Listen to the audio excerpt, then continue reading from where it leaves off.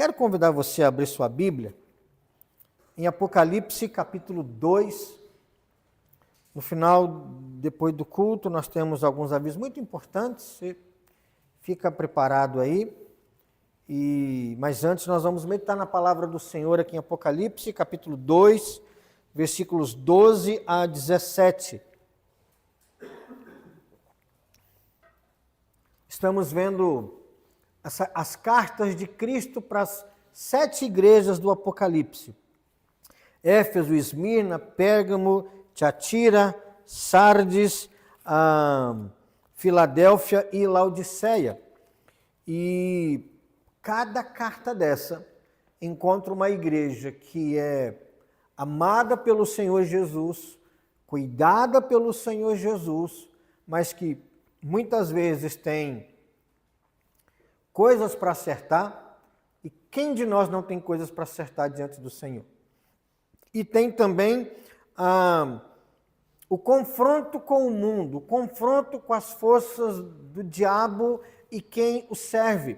Então, as cartas às igrejas do Apocalipse, alguns vão dizer que cada carta representa a característica de uma igreja, ou todas as cartas são características de qualquer igreja, enfim. Mas o fato é que Cristo escreve dizendo que ele conhece as suas igrejas, conhece o lugar a que elas estão plantadas, as dificuldades, as lutas, mas também Cristo oferece promessas, garantias e cuidados. Nós vimos isso na carta à igreja em Éfeso, vimos isso domingo passado na carta à igreja em Esmirna, e hoje nós vamos ver a carta de Jesus para a igreja em Pérgamo. Então, Apocalipse 2, 12 a 17 diz assim: Ao anjo da igreja em Pérgamo escreve: Estas coisas diz aquele que tem a espada afiada de 2 gumes. Conheço o lugar em que habitas, onde está o trono de Satanás, e que conservas o meu nome, e não negaste a minha fé, ainda nos dias de Antipas, minha testemunha, meu fiel, o qual foi morto entre vós, onde Satanás habita. Tenho, todavia, contra ti algumas coisas, pois que tens aí os que sustentam a doutrina de Balaão, o qual ensinava a Baraque a armar ciladas diante dos filhos de Israel para comerem coisas sacrificadas aos ídolos e praticarem a prostituição. Outros sim, também tu tens os que da mesma forma sustentam a doutrina dos nicolaítas. Portanto, arrepende-te, e se não venho a ti sem demora, e contra eles pelejarei com a espada da minha boca. Quem tem ouvidos, ouça o que o Espírito diz às igrejas. Ao vencedor, dar-lhe-ei do maná escondido, bem como lhe darei uma pedrinha branca, e sobre essa pedrinha escrito um nome novo, o qual ninguém conhece, exceto aquele que o recebe. Ao vencedor, dar-lhe-ei o maná escondido, uma pedrinha branca e um novo nome. Carta à igreja em Pérgamo. E nessa noite eu quero falar com os irmãos e com as irmãs sobre o Deus que alimenta. Vamos falar todo mundo junto isso? Vamos lá? O Deus que alimenta. Se você vivesse nessa cidade, em Pérgamo, no 1º século, e olhasse para cima, você veria uma montanha dominada pelos grandes templos e santuários da cidade. Entre esses templos e santuários no alto da montanha, você veria um altar monumental gigantesco associado ao deus grego Zeus. Ali, no templo a Zeus, eram oferecidos sacrifícios a muitos deuses.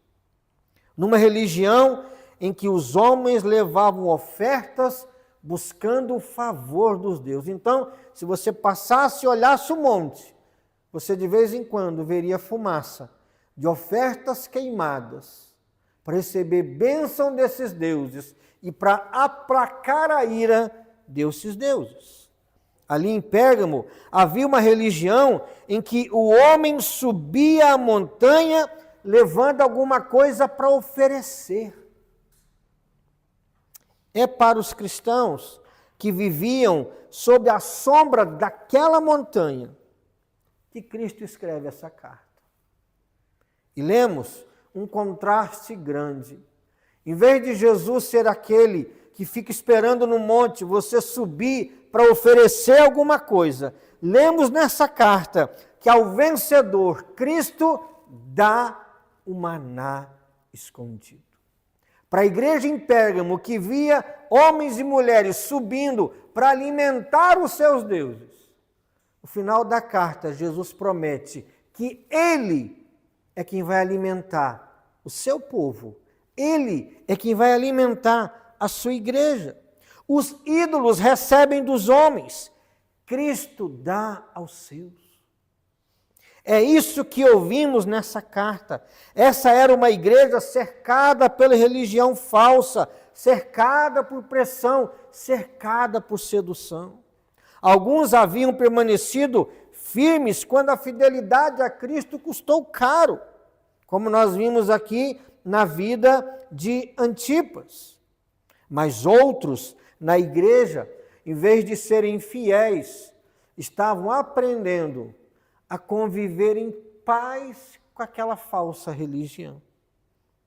Viver em paz com aquilo que Cristo condenava na cidade de Pérgamo.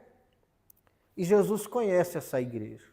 E é por isso que Jesus escreve para essa igreja. E Jesus, por conhecê-la, Jesus confronta os seus erros. E depois, Jesus promete para essa igreja sustento a todos os fiéis, segundo a sua vontade. É isso que nós vamos ver na noite de hoje, nessa carta que mostra que Deus é quem nos alimenta. Veremos 3 lições rápidas e preciosas para o nosso coração. Em primeiro lugar, podemos ver aqui que Cristo conhece onde a sua igreja vive. Versículos 12 e 13. Jesus começa falando: ao anjo da igreja em Pérgamo escreve: estas coisas diz aquele que tem a espada afiada de 2 gumes. Uma espada afiada de 2 gumes. Uma espada que corta de um lado e corta do outro também. É a visão que João tem no capítulo 1, no versículo 16. Jesus não é apenas aquele que está presente entre as igrejas, estou passeando, não. Ele é aquele que tem uma espada de 2 gumes. No capítulo 1, uma espada que sai da sua boca. A espada aponta para a autoridade de Cristo e para o poder de sua palavra para julgar e vencer todos os seus inimigos. E isso fazia enorme sentido em Pérgamo. A cidade era um centro religioso, muito ligado ao poder romano, muito ligado ao culto ao imperador romano. Por isso, existem várias propostas para explicar aqui o trono de Satanás. No versículo 13, você lê aí: conheço o lugar em que habitas, onde está o trono de Satanás. O que é isso, pastor? O que é o trono de Satanás aqui? Eu não sei. Eu fui olhar os comentaristas, cada um chuta para tanto quanto é lado, que no final você sabe o que você pensa, né? Ninguém sabe. Mas não precisamos escolher o que é isso com certeza. Tinha um trono ali para o diabo mesmo? Esse trono aqui é de Satanás. Era isso que tinha lá? Nós não sabemos. Mas o que sabemos com absoluta certeza é que o ponto mais seguro é que Pérgamo era um lugar de intensa oposição à fé cristã. Ali, ter um trono de Satanás significa que era um lugar de oposição à igreja, em primeiro lugar. Era um lugar em que a sociedade, a cultura, a vida social, O poder político estava contra a igreja. Isso que significa, acima de tudo, ali haver o trono de Satanás, era um lugar que ia contra a espiritualidade dos filhos de Deus. E Jesus então diz de forma pastoral: eu sei onde habitas. Versículo 13: conheço o lugar em que habitas. Jesus sabe onde a igreja mora. Jesus sabe onde o seu povo está plantado.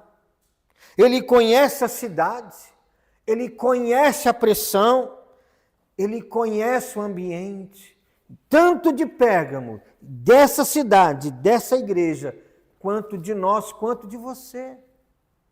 Jesus sabe o seu ambiente de casa. Jesus sabe o seu ambiente de escola. Jesus sabe o seu ambiente entre amigos. Jesus sabe o seu ambiente até entre nós aqui. Jesus sabe. Eu sei o lugar em que você habita.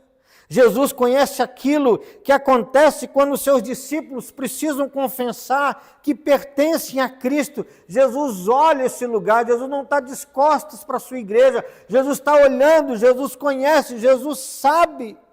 E é nesse lugar que se levanta contra a autoridade de Cristo, e é nesse lugar que se levanta contra a igreja de Cristo, que Jesus está presente. Eu estou aqui, andando entre os candeeiros. Eu estou aqui, andando no meio do meu povo, no meio da tua igreja, no meio da sua igreja. E Jesus acrescenta: eu sei onde você mora. E você mora onde está o trono de Satanás. Já pensou que lugar horroroso para morar? Eu sei onde você mora. Aonde? Aonde tem um trono de Satanás. Misericórdia. Mas apesar de você morar onde está o trono de Satanás, olha o que Jesus fala aqui. Acima de tudo isso, conservas o meu nome e não negastes a minha fé. Cristo conhecia a batalha. Cristo conhecia onde estava o trono de Satanás, mas Cristo conhecia a fidelidade da sua igreja. Amém, irmãos? Percebe que o ponto mais importante não é que nessa cidade tinha o trono de Satanás? O ponto mais importante é que nessa cidade que tinha o trono de Satanás, havia uma igreja fiel. Senhor, se o Senhor colocar um ambiente de paz, eu vou te servir. Senhor, se eu não tiver problema financeiro, se o boleto não tirar o meu sono, Senhor, se eu não ficar doente, Senhor, se ninguém pisar no meu calo, eu vou te servir. Jesus fala de uma igreja plantada onde estava o trono de Satanás. E mesmo assim, essa igreja era fiel a Jesus. Percebe? Não é o ambiente que nos torna quem devemos ser ou não diante do Senhor. É a nossa fidelidade a Jesus. É a nossa fidelidade ao Senhor. E a prova disso é que no versículo 13, ele vai dizer que Antipas aparece como prova dessa verdade. Antipas, meu fiel, o qual foi morto entre vós. Não sabemos quem era Antipas. Ele era pastor dessa igreja? Ele era diácono? Ele era presbítero? Ele tocava piano nessa igreja? Eu não sei. Só sei que ele foi morto, viu, Guilherme? Ele foi morto. E Jesus chama de meu fiel. Não precisamos saber detalhes de Antipas. Sabemos o suficiente. Ele foi fiel. Quando ser fiel custou o que para ele? A própria vida. A própria vida. A igreja em Pérgamo experimentou a face violenta da oposição e Jesus não esqueceu. Ele não olha para uma igreja em sofrimento e simplesmente diz assim: sejam fortes. Eu estou sofrendo, seja forte. Não, Jesus olha para essa igreja num ambiente de oposição, de opressão e diz assim: eu sei onde você está. Eu sei. Cristo conhece onde seu povo vive. Ele sabe quando nossa fidelidade custa alguma coisa para nós. Pode ser que a fidelidade a Ele vá custar algumas amizades. Pode ser que a fidelidade a Ele te custe algum dinheiro. Pode ser que a fidelidade a Ele te custe algumas noites de sono, mas vale a pena. Ele sabe quando permanecemos no seu nome e isso nos traz consequências. Por isso que Ele diz, eu sei. Ele sabe onde estamos. E sabe também, se mesmo aonde estamos, se somos ou não o quê? Fiéis. Percebe que interessante? Jesus sabe onde você está. Mas Jesus também sabe se aonde você está, você é fiel ou não a Ele. Jesus conhece onde a igreja está. Jesus conhece onde você e eu estamos. E além de conhecer onde a igreja vive, Jesus conhece também seus erros. Em segundo lugar, nós vamos ver que Cristo confronta a acomodação da sua igreja. Em primeiro lugar, perceba, Jesus elogia essa igreja? Sim ou não? Sim, você é fiel, vai falar algumas coisas aqui. Mas mesmo ela sendo uma boa igreja, ela era perfeita? Não, tinha coisas para confrontar e melhorar. E a segunda coisa que nós vamos ver aqui é Cristo confrontando o maior problema dessa igreja, que era a acomodação. Versículo 14 a 16. Então aparece uma palavra que muda o tom da carta. Tenho todavia contra ti, versículo 14, tenho todavia contra ti algumas coisas. Já imaginou Jesus chegando na sua orelha e falando assim, Juliano, eu tenho algumas coisas contra você, Juliano. Já pensou? Tenho algumas coisas contra ti. É para desesperar? Depende do que ele vai falar. É importante perceber isso. Cristo acabou de elogiar essa igreja em Pérgamo, reconheceu sua fidelidade, mencionou Antipas, que foi fiel até a morte, afirmou que a igreja não havia negado o seu nome, mas o elogio não impede também a repreensão. Porque uma igreja pode ser fiel em algumas áreas, a igreja pode ser fiel em muitas áreas, mas mesmo assim precisar se arrepender de erros em outras áreas. Jesus diz, tens aí, no seu meio, versículo de número 14, tens aí os que sustentam a doutrina de Balaão. E o que é a doutrina de Balaão? Depois você pode ir lá em Números 22 a 25 e o capítulo 31. Balaão era aquele que foi contratado para amaldiçoar Israel. Alguém chegou lá e falou assim, Baraque, né? Te dou dinheiro para você amaldiçoar esse povo. Então me dá o direito que eu vou amaldiçoar. Toda vez que ele tentava amaldiçoar, Deus falava, não vai amaldiçoar não. Balaão não conseguiu amaldiçoar Israel diretamente. Mas seu nome ficou associado a uma outra estratégia de levar Israel à infidelidade por meio da sedução. Israel foi levado, por causa de Balaão, à idolatria e à imoralidade sexual. E agora Jesus encontra algo semelhante na igreja em Pérgamo, porque eles comiam coisas sacrificadas aos ídolos e praticavam prostituição. Está no final do versículo 14. Sim, apesar de uma igreja fiel, apesar de uma igreja que andava com Deus e que resistia à pressão, mesmo assim havia no meio dela gente que não resistia, gente que não suportava, gente que não era fiel.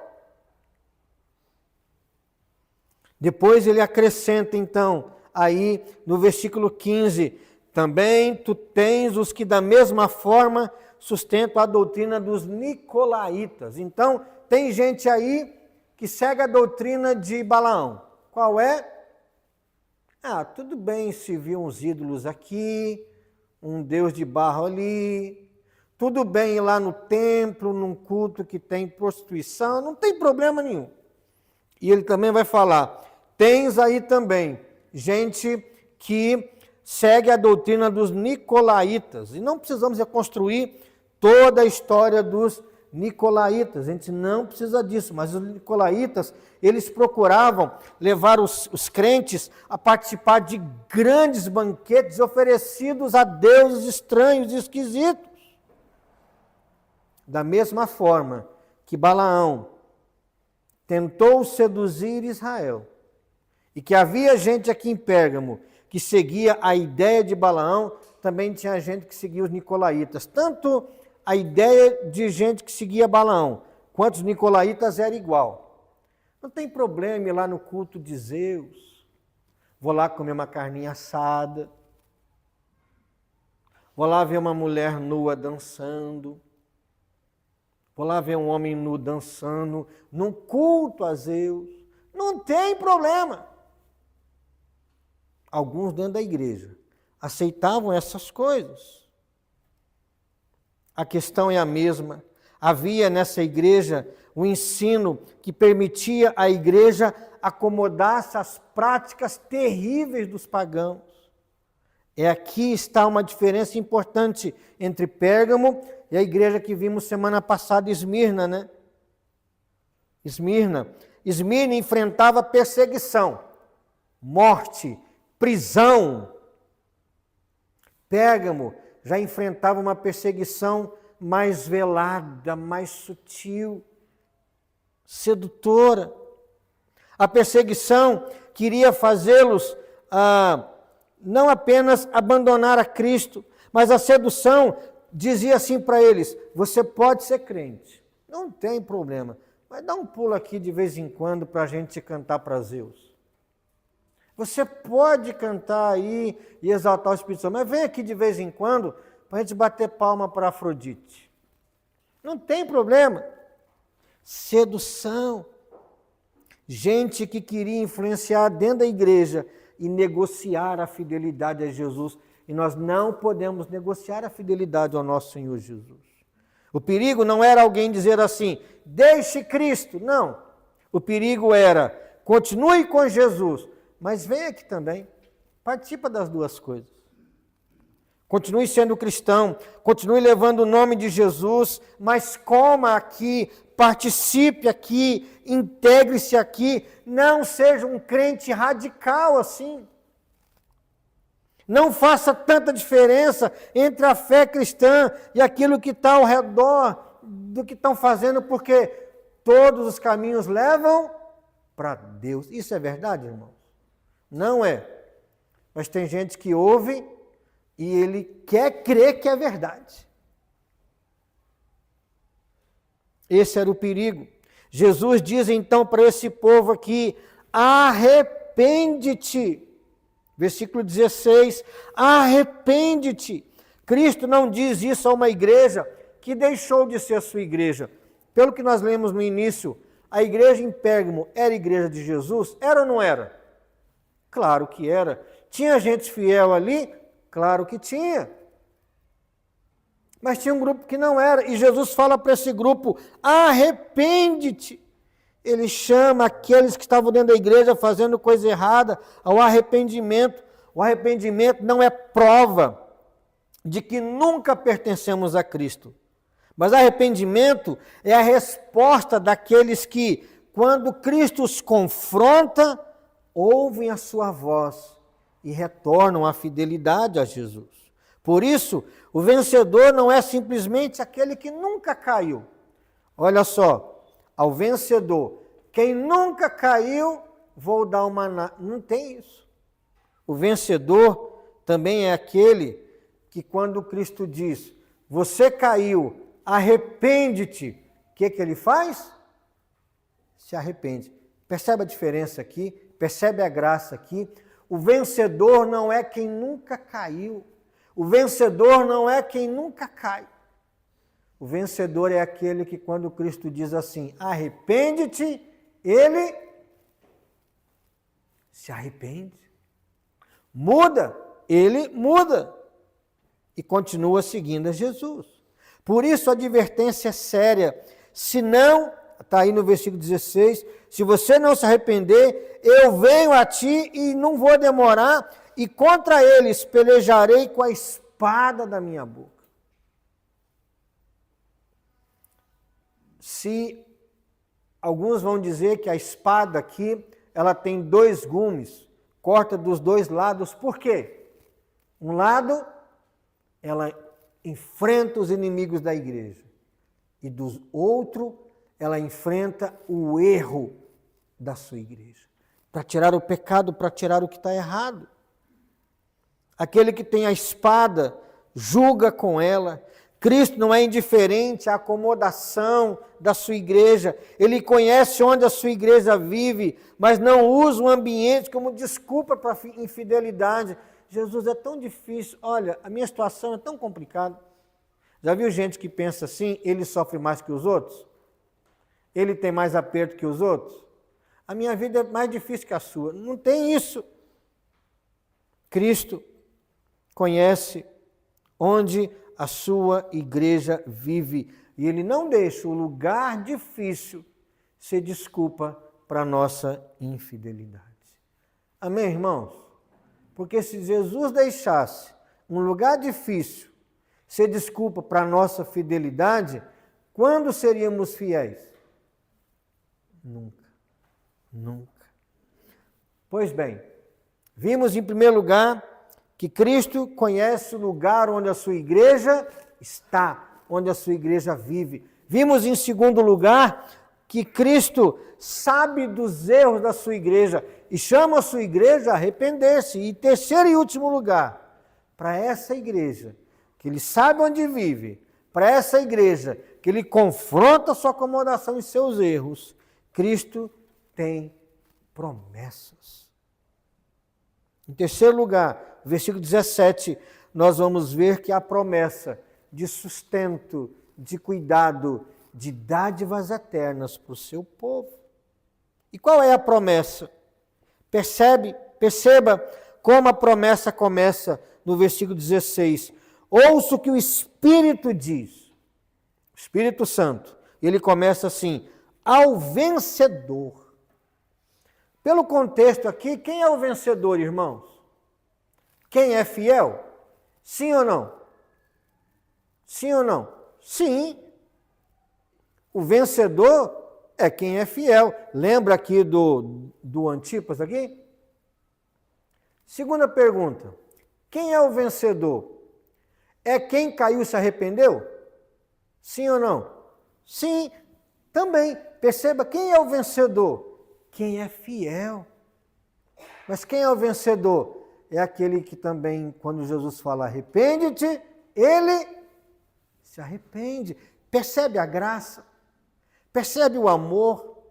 Percebe por que hoje ainda, o tempo da salvação, é aquele que ouviu a palavra de Cristo. Esse é o vencedor, que se arrependeu quando Cristo chamou, que não trocou a fidelidade por uma vida mais confortável. O vencedor é aquele que permanece. E a esse Cristo diz, dar-lhe-ei do maná escondido. A imagem leva a gente para o deserto. Israel não tinha como produzir o seu próprio alimento. Lembra lá do deserto? O que é que nós vamos comer aqui no deserto? Não havia plantação, não havia colheita, não havia recursos. Então Deus deu pão do céu. O maná era a provisão divina que sustentava seu povo quando ele não tinha como sustentar a si mesmo. É engraçado que você for ler lá sobre o maná, uma neblina veio, o maná caiu no deserto, e o povo olhou e falou o quê? Que isso? E que isso em hebraico significa maná. Quando o povo comeu maná no deserto, o povo comeu pão no deserto. Maná não é isso. Maná significa, o que é isso? Que depois se tornou o nome do alimento. Mas a primeira pergunta era, o que é isso? Isso é o pão que desceu do céu para vocês. E agora Cristo promete para os fiéis, ou para aqueles que caíram, mas se arrependeram quando foram chamados, eu lhes darei, dar-lhe-ei do maná escondido.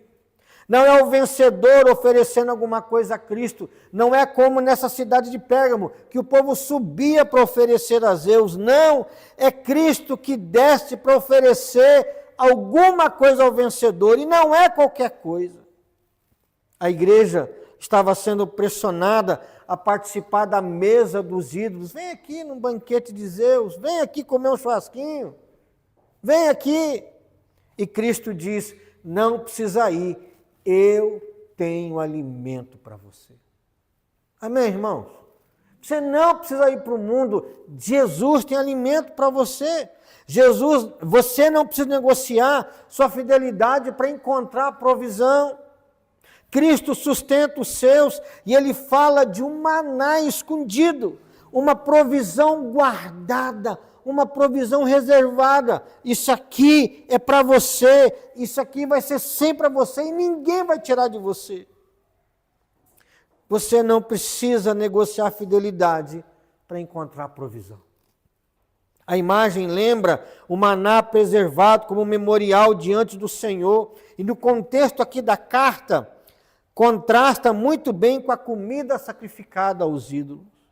Depois Jesus acrescenta, além de te dar do maná escondido, dar-lhe-ei uma pedrinha branca. E sobre essa pedrinha escrito um novo nome.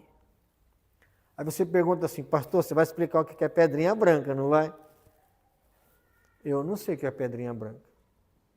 É o mesmo caso, você pode olhar nos livros, vai ter gente atirando para tudo quanto é lado. O que é pedrinha branca? O texto não explica. Alguns vão dizer que os vencedores de algumas corridas, quando tinha corrida, as coisas ali as Olimpíadas antigas, quem vencia, os vencedores recebiam uma pedrinha branca com o nome dele, e com aquela pedrinha ele podia entrar na festa dos vencedores à noite. Tinha uma festa para quem vencia a Olimpíada. Então, quem venceu a corrida ou a luta, recebia lá o ingresso com o nome dele numa pedrinha branca. Isso acontecia na antiguidade, mas nós não sabemos se é essa a imagem que está trazendo aqui. O que sabemos é que o texto nos permite dizer algo muito claro. Cristo é quem dá uma pedrinha branca. E sobre ela há um novo nome, um nome que ninguém conhece senão aquele que o recebe. O que é receber uma pedrinha branca com um novo nome? Receber uma identidade. Percebe? Eu não sei direito o que é pedrinha branca, mas claramente receber uma pedrinha com o seu nome novo escrito significa receber o quê? Identidade, identificação, reconhecimento. Eu sei quem é você. E o seu nome é tal. Cristo não apenas alimenta os seus, ele lhes dá uma identidade, ele lhes dá, uma palavra muito usada hoje, né? Senso de pertencimento, mas é pertencimento a ele. Cristo responde então, eu conheço você e eu lhe darei um novo nome. Porque a cidade oferecia suas mesas, oferecia seus deuses, oferecia aprovação, mas só Cristo oferece para o seu povo identidade. Identidade. Não uma identificação com falsos deuses, mas uma identificação com Ele próprio, com o próprio Cristo. E Cristo oferece, então, algo infinitamente maior do que aqueles templos podiam oferecer. O mundo oferece uma identidade que depende da aprovação dos homens, do culto religioso qualquer, do pecado, do grupinho tal. Mas Cristo dá uma identidade que recebemos pela graça das próprias mãos do Pai. O vencedor, que é ou fiel, ou aquele que é infiel, mas quando Jesus fala arrepende, ele se arrepende, esse vencedor tem uma promessa gloriosa. Vai receber um alimento das mãos do próprio Senhor Jesus, um maná escondido, reservado, e receberá também identidade das próprias mãos do Senhor Jesus. E hoje, eu quero encerrar falando sobre hoje. A carta de Pérgamo não ficou presa ao primeiro século, não fica presa lá. Ela fala à igreja sempre, e ela fala que somos convidados a conservar o nome de Cristo, enquanto nos assentamos à mesa, que ele fala à igreja sempre que somos convidados a conservar o nome de Cristo, enquanto nos assentamos somente à sua mesa e nos recusamos a sentar na mesa do mundo. Ninguém aqui foi necessariamente convidado a negar Jesus abertamente. A cidade dizia o quê? Não, você pode servir a Jesus e servir a Zeus. Você pode participar da Santa Ceia, que é o corpo de Cristo, e do churrasquinho aqui do Mercúrio, Hermes, Júpiter, Platão, sei lá o nome do Deus lá do dia.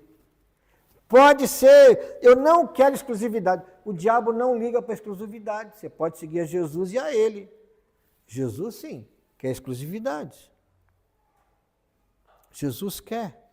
A mesa pode ter outro nome hoje, sabia? A mesa que o mundo oferece para nós pode ter outro nome. Pode ser o silêncio cúmplice diante de uma injustiça. Pode ser uma linguagem que o mundo aprova e que você adota aos poucos para parecer que não é radical demais. Podem ser conceitos sobre família. O que é família? Já viu o que o povo fala que é família hoje? Concordar com isso vai te integrar à sociedade. Cuidado com as mesas que o mundo oferece. Pode ser uma lealdade social, pode ser uma lealdade profissional, pode até ser uma lealdade política, que passou a exigir de você mais do que a sua lealdade a Cristo, ou pelo menos uma lealdade igual. Cuidado, irmãos. Eu entendo a luta política da igreja no nosso tempo, tá? Eu entendo a luta política. Mas a política nunca substitui o evangelho, nunca. E nós não temos Salvador que não seja o Senhor Jesus Cristo. Qual é a sua mesa? Cristo não faz essa pergunta para nos deixar desconfortáveis.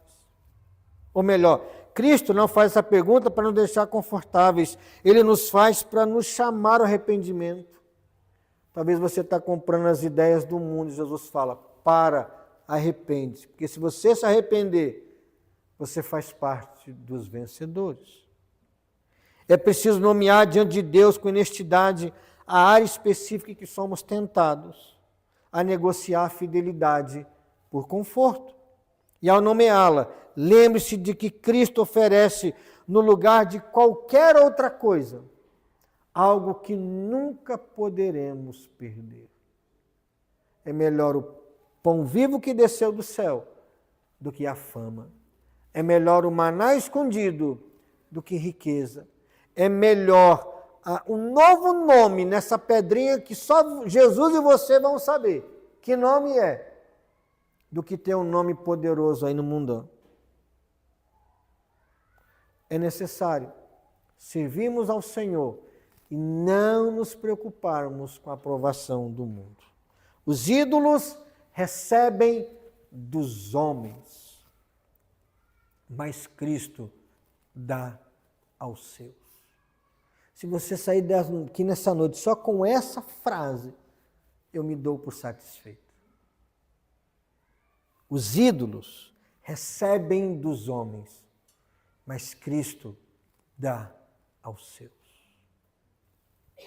Não negocie Cristo para conseguir do mundo aquilo que somente Jesus pode te dar para sempre. Cristo, Deus, Pai, a Santa Trindade é quem alimenta o seu povo e nos dá uma identidade junto com Ele. Amém? Cristo sabe onde você está. Cristo sabe.